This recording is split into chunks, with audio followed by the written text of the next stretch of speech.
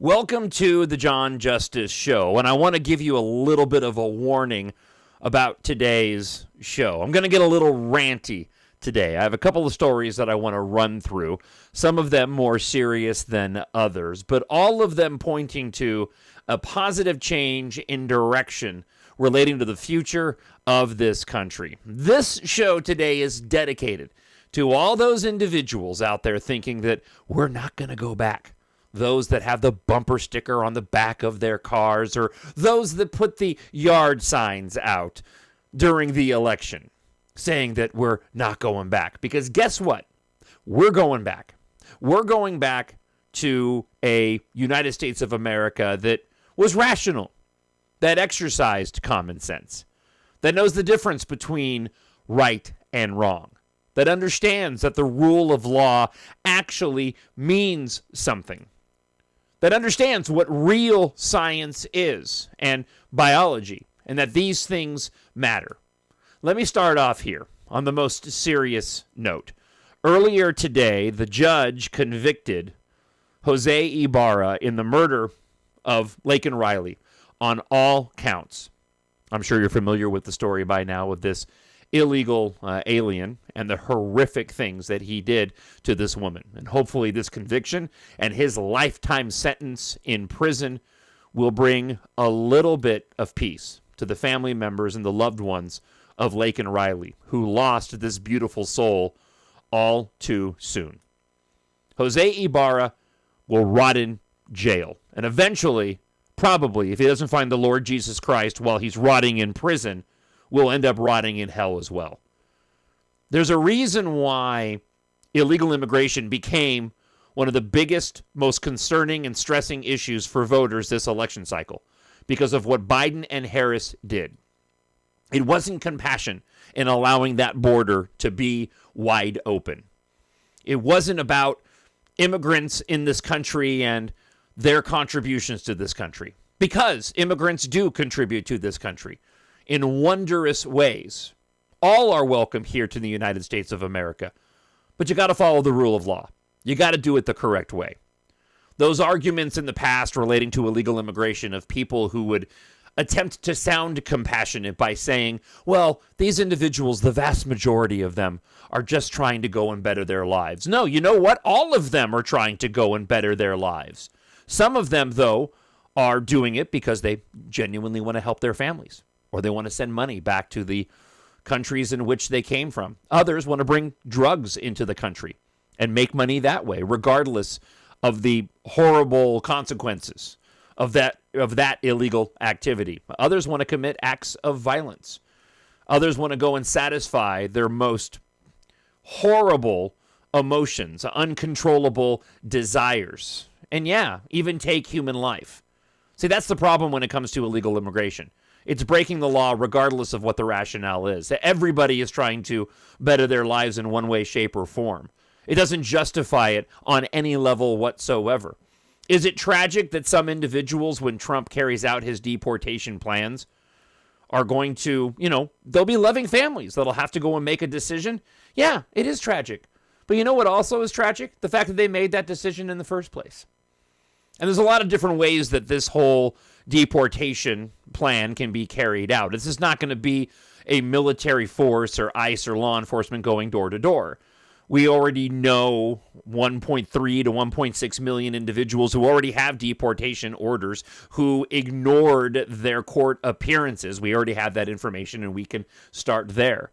When law enforcement officials, Border Patrol, U.S. Customs and Border Protection, comes into contact with somebody who's here in the country illegally, just like you would get a ticket if you're speeding down the highway and you get caught, or you're driving while intoxicated and probably lose your license, those individuals who came into the country illegally are going to have to go and abide by the law and be sent back to where they came from. It's a decision that they made.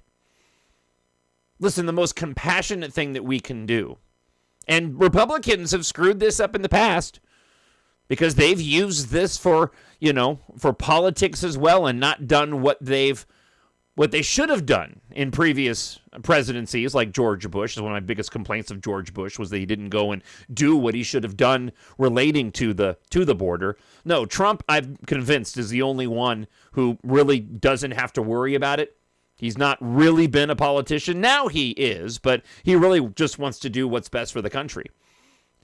You need to go and secure the border to the best of our ability and power as the United States of America and take away that incentive for people to come into the country illegally. And certainly don't promote it the way that Biden and Harris has been doing. It's also the most compassionate thing you can do for the individuals who have legitimate asylum claims. That way they don't have a choice to end up walking easy across those ports of entry, those trails across the border, and not going through the proper ports of entry, so that they can be vetted appropriately. We also know about the criminals who are here in the country illegally as well. And I think that there should be an option, and I haven't seen Trump mention this yet, but I've heard others propose it. I think that there should be an option for individuals to self-deport before this plan gets implemented. I think a lot of people will go and take advantage of that because it's the right thing to do. And I do think there are a lot of good illegal immigrants that have come into the country, but unfortunately, they're still here illegally, regardless of what the Democrats or the DFL here in the state of Minnesota have decided that they want to give them. We heard today that apparently, if you're here in Minnesota illegally, they're going to have access to health care. And who's paying for that? Oh, yeah, I am. You are if you're living here in the state of Minnesota. And Jose Ibarra is the example. Because a lot of criminals have come into the country and have been wreaking havoc in this country because they came in here illegally. Not a single life should be lost because we didn't do what we could have done relating to the security and protecting the sovereignty of this country. So that's story number one. Story number two today. Second, Nancy Mace, Representative Nancy Mace bill would ban men from women's facilities on all federal property. If you are walking around with man parts, you shouldn't be playing sports against women and shouldn't be allowed to. If you're walking around with man parts, you shouldn't be going into a woman's bathroom. If you're walking around with lady parts, you shouldn't be going in to a man's bathroom. If you're walking around with lady parts, you probably shouldn't be competing, right, in male sports. It's going to be to your own detriment anyhow, and it's always funny how that only goes one direction. You see, when we talk about we're not going back, no, we are going back. We're going back to respecting science. Common sense, for crying out loud.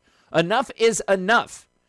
You see, those that argue for ignoring the science, all for the sake of being politically expedient, to cater to an incredibly tiny demographic that decides to bully everybody else to get their way, while the larger majority here are the ones that are just supposed to cave to it. Women are just supposed to cave to men who have decided that they are going to be women. Is that how this is supposed to play out? Hakeem Jeffries in Congress today was actually saying that Nancy Mace was bullying the elected representative, the man who is choosing to go and pretend to be a woman, that he was bullying her by forcing all women to have to share a bathroom with him, even though he's walking around with man parts. So Nancy Mace is the bully here for saying that he can't go in there. No, he's the bully for forcing them. So yeah, we are going back to actually respecting the science. You see, the left distorted that. They bastardized it. Respect the science. No, you didn't. You respected what you thought was going to go and win you this election. Well, guess what? You lost the election. You lost the national popular vote. You lost Congress. And you lost the support of the majority of people in this country. So yeah, we're going back. We're making the country, great again. Last one for today's show, and I'll talk about this more on tomorrow's show, Twin Cities News Talk, KTLK. Listen live 6 until 9 a.m. Central Time on the Iheartradio app, or catch up on the podcast, the same place where you can find this podcast.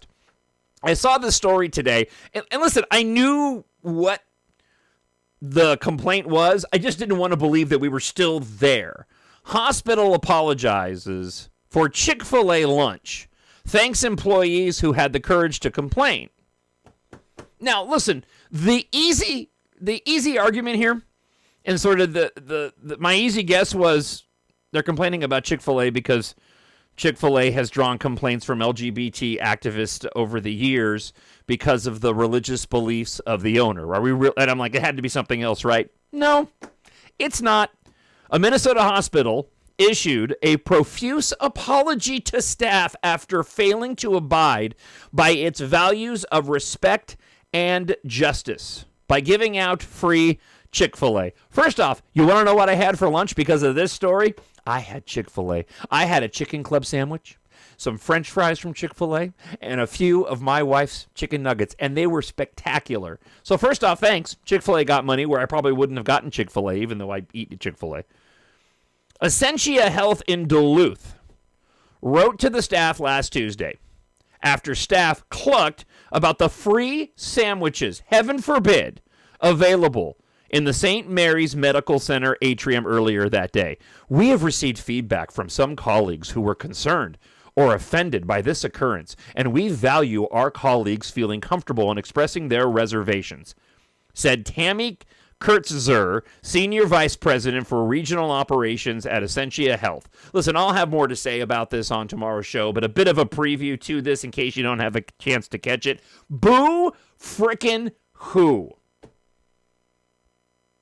If I went and got this upset, or a majority of people got and maybe this should happen, got this upset over the political donations, beliefs, ideologies, and narratives of that which I decide to go and spend my money on, the goods and services, give me a break already. I make this joke all the time, but I'd end up being Amish for crying out loud. Conservatives are always expected to bend, but somebody brings in free Chick-fil-A, and these idiots have the nerve to actually go and pitch a complaint, and the hospital caves to them. No, we're going back. Enough is enough already. Shame on this hospital.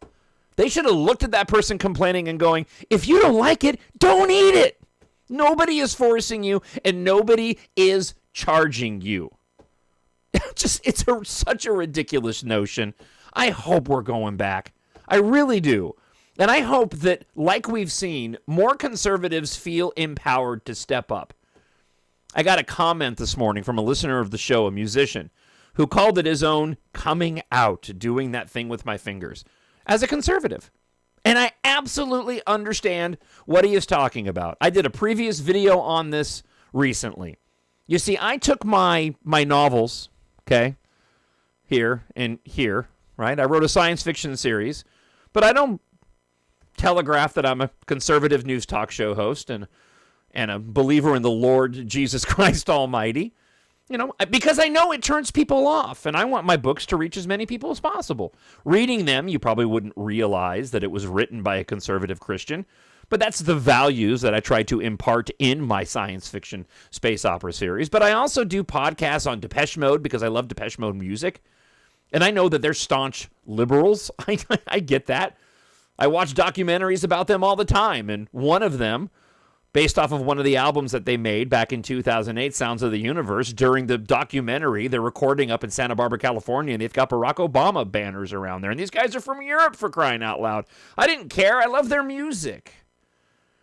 So I host these podcasts, Star Wars and Depeche Mode, and I don't, broadcast. I don't make it well known. I don't necessarily hide that I'm a talk show host, but I'm not on there saying, this is Jon Justice, your conservative Christian Star Wars commentary, right? And I'm not going to do that. But what I have done is I've taken away the label that I had everything under. I used to keep everything under this label of my nerd world. I used to love Nerdist, for those that are familiar, and I thought, this is my nerd world. These are the things that I love. NASCAR, Star Wars, and Depeche Mode. And I put it under my nerd world to separate it from my conservative talk radio show, because I just wanted to keep those two things apart. And I wanted as many people consuming that content as possible, and a lot of it doesn't lend itself to politics. But I've decided to rebrand that, to continue to use my name, Jon Justice, as a means to go and promote, because most people know me as that. And again, I didn't hide it. It's on my books, right? It's right there, Jon Justice. Right? So it's right over there on the poster, Jon Justice. I didn't hide it, But, those that find the books don't realize that I'm a talk show host and probably have to look it up. Most people don't look it up. Well, now I don't hide it anymore. I changed the YouTube channel that you're watching this on. If you're watching this on YouTube, you could be listening on the podcast. But if you're watching this on YouTube, it used to be My Nerd World with Jon Justice, and now it's just Jon Justice. And I mentioned I talk politics right there in the headline. Well, and you know what's happened? Just like these idiots here in Duluth complaining about free Chick-Fil-A, I've had people sending me notes saying, well, now that you're political, I can't listen to you anymore. It would be one thing. I actually had this one the other day. Somebody wrote, it'd be one thing if you were a run-of-the-mill conservative, but you're not. You're a Trumper, and you support white supremacy. There's records of it. Really? Tell me one thing relating to white supremacy that Trump has ever said. Usually you get the Charlottesville quote that everybody takes out of context, and even Snopes, which is hardly a bastion of conservatism, it even points out that that's a false statement that Trump made. They never respond, and of course they don't. Now, I hope that my ancillary content grows further because I found a more conservative audience. And honestly, I'm being more true to myself. It was a decision that I made before, but I feel like this is better for me and my career moving forward. And I hope that more conservatives feel emboldened right now, not just to go and let people know that they're conservatives, and not to go and start being loud in the water cooler in the office, because you all know how it goes. People are so inclined to go and talk about their liberal views in public with people around them without being aware whatsoever that there might be a conservative in their midst. But if you have a conservative doing the same thing anywhere and there's a liberal nearby, they'll freak out in the same way that these morons did getting free Chick-Fil-A. That can change, and it is changing. You're seeing more and more people waking up. And even individuals far on the left, right? Cenk Uygur from Young Turks has one of the most popular liberal podcasts. Even he was pointing out how he jokingly went to Elon Musk and said, I have some suggestions, or I have some thoughts. Why don't you make me Secretary of Defense? And Elon asked him, well, what are your ideas? It might have been a different department, but Elon was being open. So what are your ideas? And Cenk Uygur was like, I can't ask that of liberals. Or I can't. They won't accept my views on all of this, and yet it seems like the conservatives are the ones who are more open to me being a populist that I am. I don't expect him to go and become a conservative, but at least he's acknowledging the reasons why the liberals lost this last election. So yeah, we're going back. We're going to enforce the law in this country. We're going to send individuals home who didn't respect our immigration laws.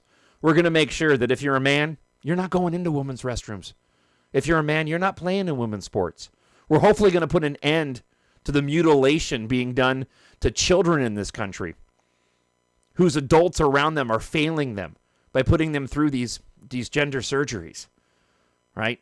I pray that's going to happen. I honestly do. Thank you so much for checking out another episode. I hope that you will subscribe to the channel, subscribe to the podcast as well, and you'll listen to my weekly radio show Monday through Friday on Twin Cities News Talk. Again, Iheartradio App, 6 until 9 a.m. Central Time. You can also find me on TikTok at the Jon Justice. Make sure it's Jon. You can find me on Instagram at the Jon Justice as well, and you can find me on X at Jon Justice. So thank you so much for watching. I hope wherever you and listening, I hope wherever you are, you're happy, you're healthy, you're safe. I'll talk to you again real soon.